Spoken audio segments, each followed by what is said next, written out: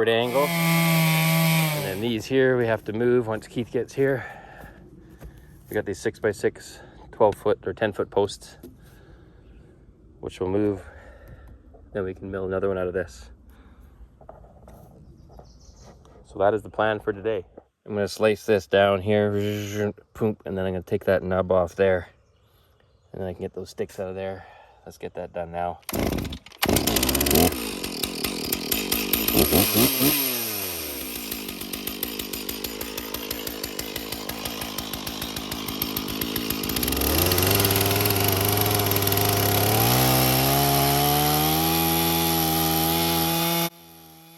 The reason I'm cutting this backwards is because the handle of the saw, if I flip the saw over, it would hit the dirt on the ground. So I'm going in backwards first, and then you'll see I flip the saw back around to get a better pivot point and go in from there. But there was just too much hill in the way. That's the reason I've done it this way.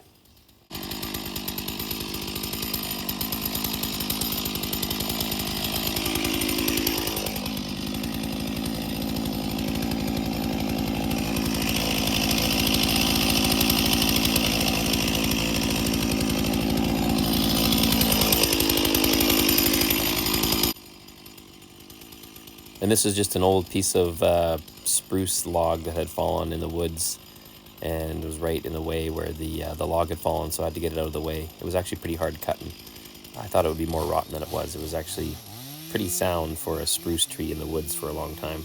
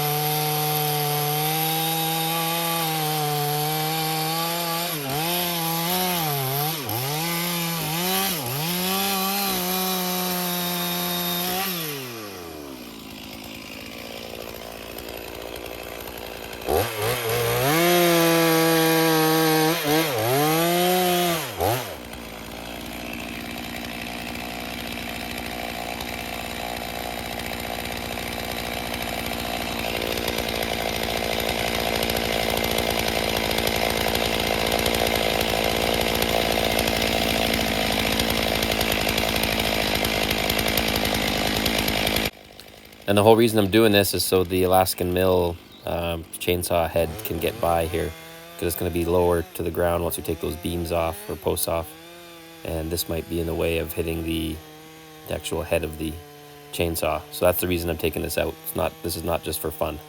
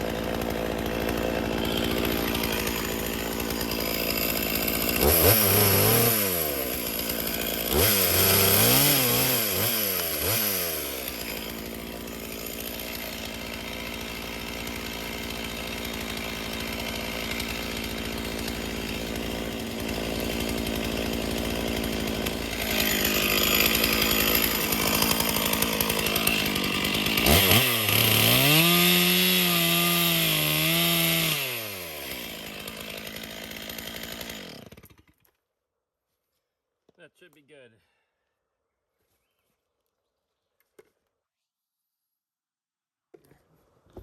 Then I think we'll move these beams onto the truck. I think they're fairly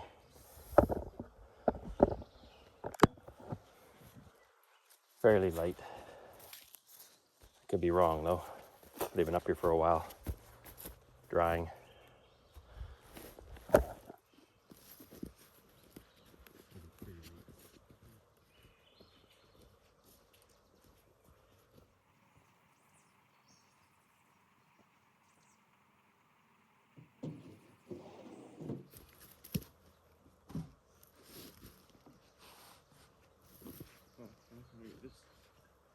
Oh, we're fighting each other.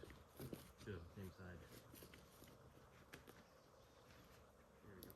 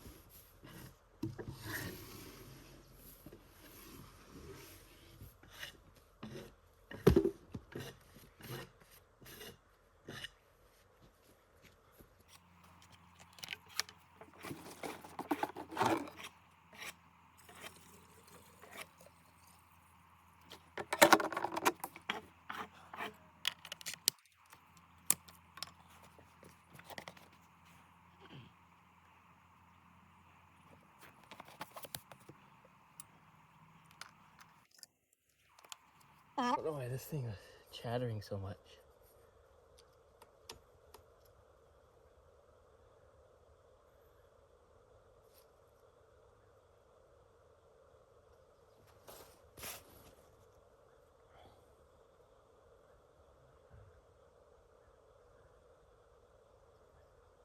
Okay, I'm gonna cut a 6-incher off this. Then we'll raise it up just like that one. So we can mini mill some more beams and posts.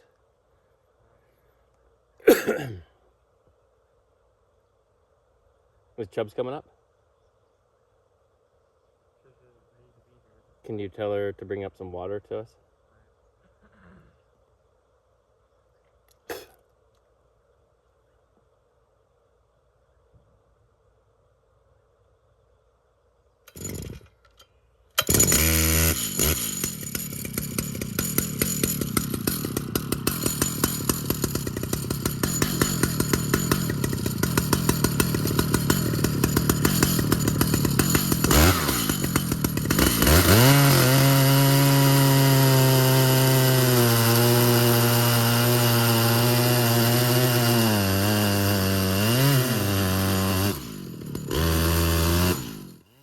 The initial cut is, especially when you're doing it by yourself, is always the hardest one to get straight because you're trying to keep the bar rails straight and not, so they're going to come on an angle when they hit the other, when the second rail hits the board.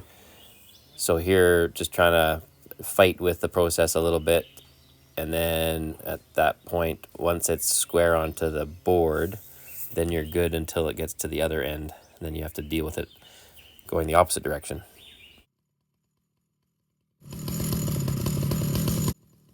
And here I'm turning on the auxiliary, the extra oiler on the end. You probably can't see it. You can see it dripping onto the bar there. It just gives extra oil. The chainsaw has oil in itself, but then this extra little oiler at the end just gives more lubrication for the chain and the bar, which just makes it a little bit less stress on the machinery overall. And then I'm also grabbing a wedge. I like to put a wedge in there just to keep the kerf of the cut up a bit, so then the saw doesn't get pinched. So just a small little wedge in the back end, and then as I go along, I'll put 2 wedges on each side to do the same thing, just to keep the blade from being pinched, and you're not fighting extra friction.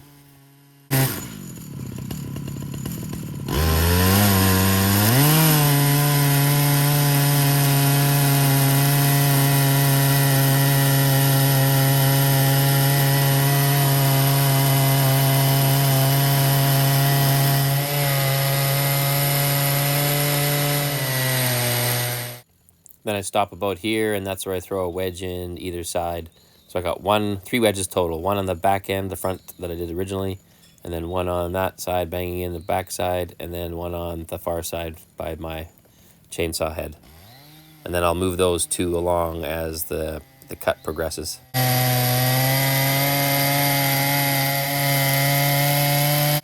Here I hit a little bit of a hiccup where the board was wider than my actual mill, so I had to fight with this a bit, and then got frustrated and used the axe originally to get the bark off. Then I decided to use the other chainsaw just to cut a piece off because it was just fighting it. You'll see I do this twice. Fought it twice. You're always fighting something. I just thought it would have made it, but it didn't. So you'll see what I'm talking about here. Just watch.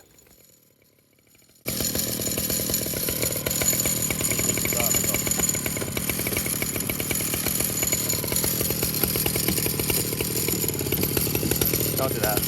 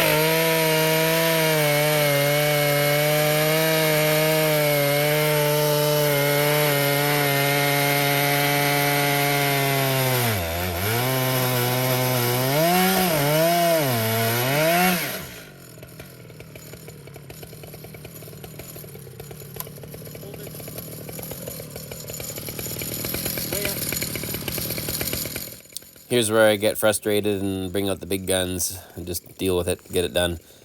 So this is the chainsaw method.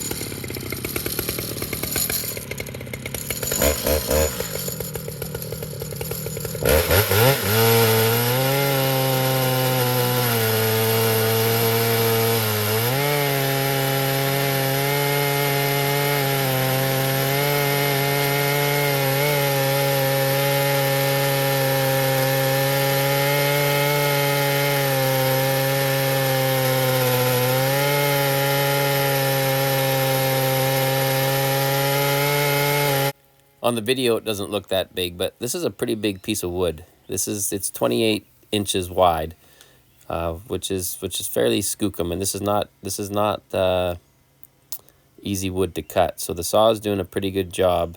I must admit the Alaskan mill setup was giving me a little bit. I was fighting a little bit of chatter. I don't know why. I think I do know why in retrospect.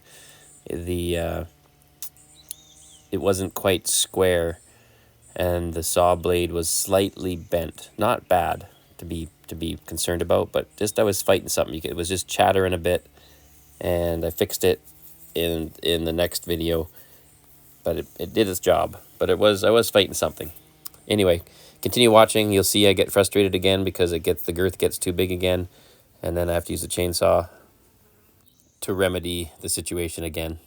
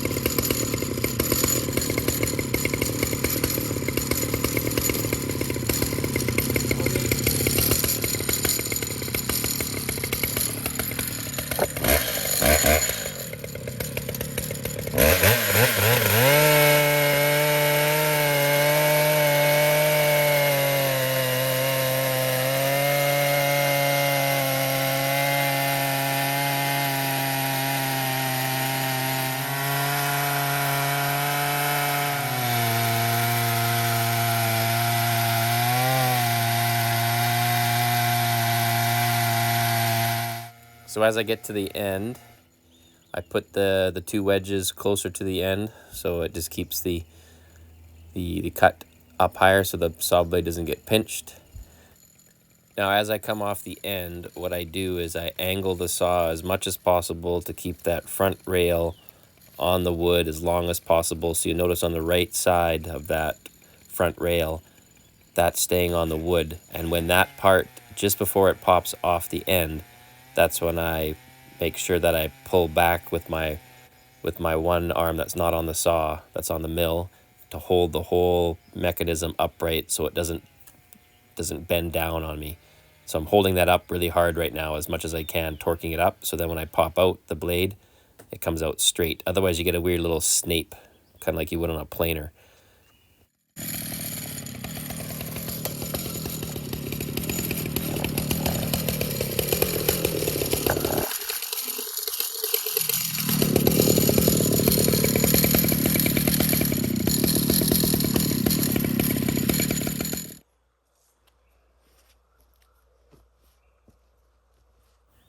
Now we're gonna push this big beam down, and then I can jack it up at least 6 inches, so then I can vertically mill it into a bunch of posts. So we're gonna watch the jacking process real quick here. I'll fast forward through it.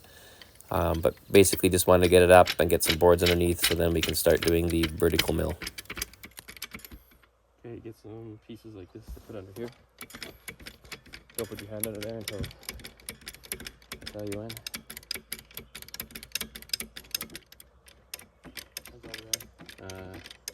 Can this fit underneath there, right here? Okay, get it up more, yeah, right there. Good, right there. It's good, perfect. All right. And then Keith is just using that as a cantilever to push up the other end, so I can get another 6-inch piece out of the other end. Makes it easier for 2 people.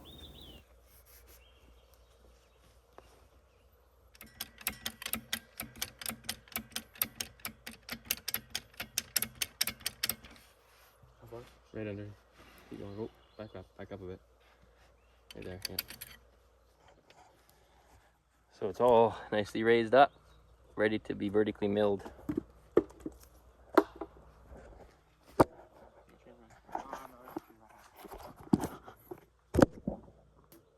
Here we're just chalk lining the one side to get a straight edge cut. So we're going to do one cut there, and then we'll start cutting our 6-inch post out of this.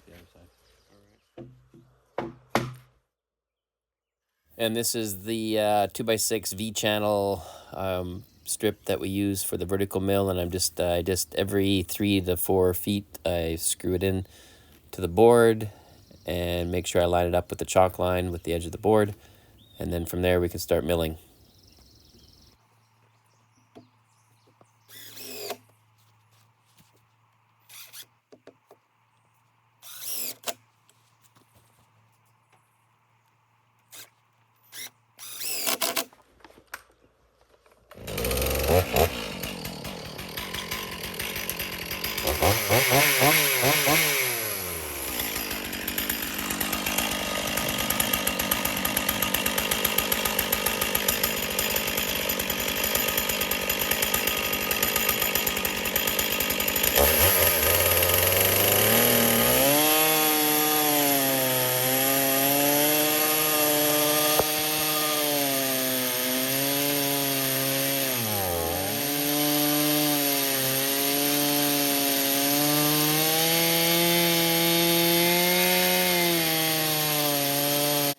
For the vertical mill, I just got to make sure that the V channel is in and the one side is riding on the 2x6 properly.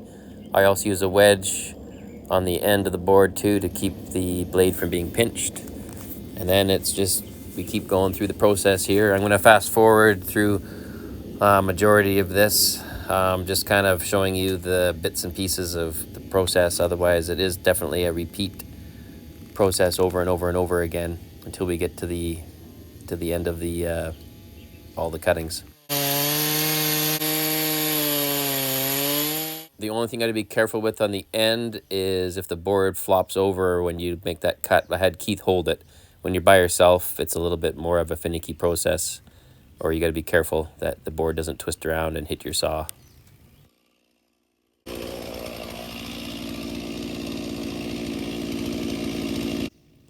You definitely get a lot of sawdust all over you when you're doing this. And I do leave, people always wonder why I leave the saw running at this point. It's not that I'm being lazy to turn it off.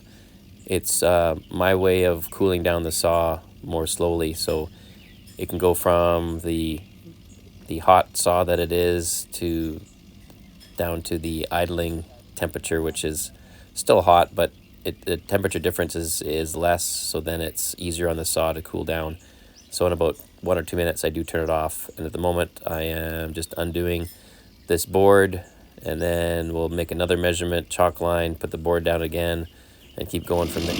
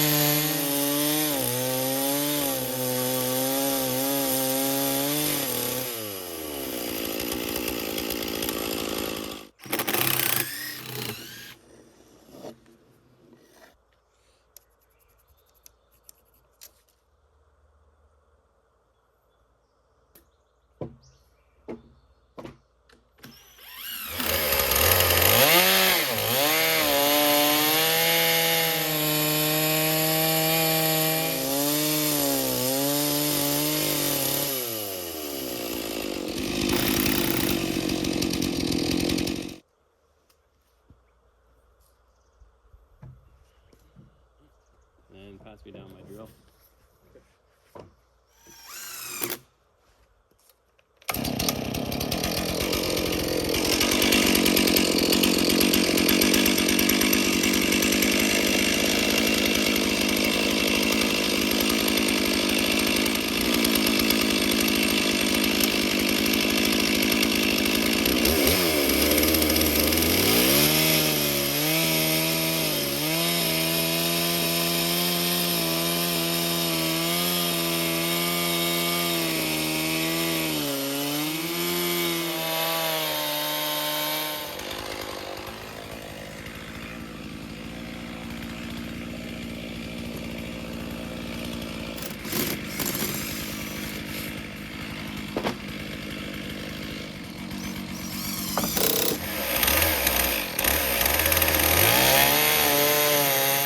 And now we're down to the last cut.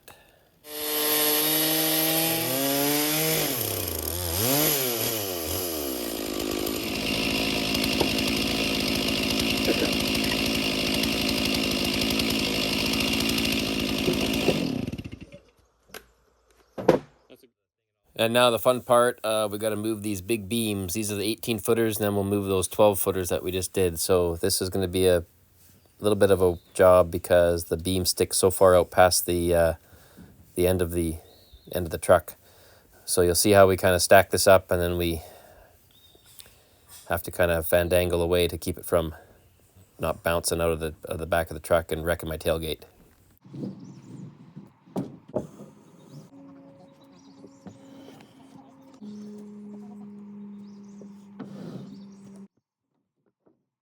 To keep the weight off the tailgate, we put a bunch of blocks under the back end of these big long 18 footers, and then that allowed us to bring the 12 footers and put them on top of the 18s to counterbalance the weight. Even then, the weight was still was still a lot on the back end. And you'll see how we kind of go through that in the very end process of using some ratchet straps and Keith's weight to counteract it. You on the same side as me? Yep. Stay out in case this falls. 1, 2, 3.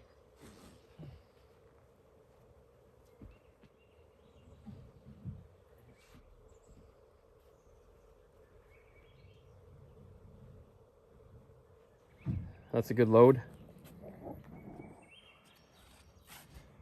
6x12, 6x6, 3x6, 18 footers, and then 3 12 by 6x6. And that one on top is a little trapezoidal. Has a trouble when you cut it from the other direction. The saw leans the other direction, but the other ones are all good.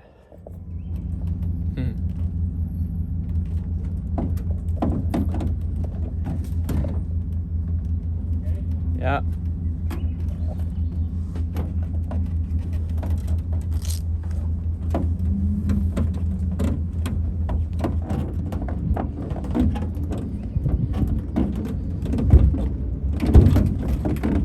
Okay, it's kind of gone sideways here, Dad.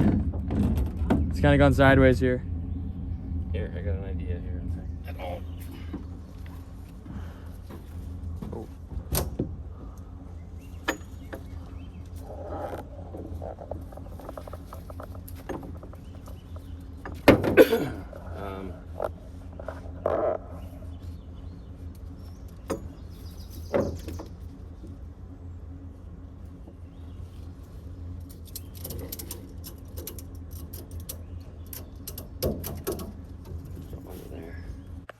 So we're getting there.